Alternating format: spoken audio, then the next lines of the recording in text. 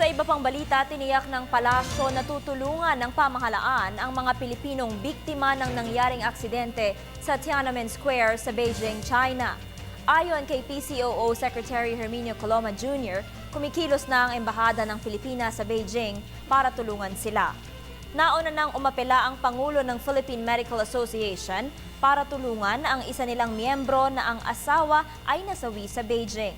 Ayon sa DFA, isang Pilipina ang nasawi habang sugatan ang 3 pang Pilipino sa naganap na insidente. Yung pong embahada natin sa Beijing ay gumagawad at gumagawad ng karampatang pagtulong sa mga Pilipinong involved po doon sa unfortunate incident sa Tiananmen Square. At gagawin po ng ating pamahalaan ang lahat ng nararapat para matulungan sila.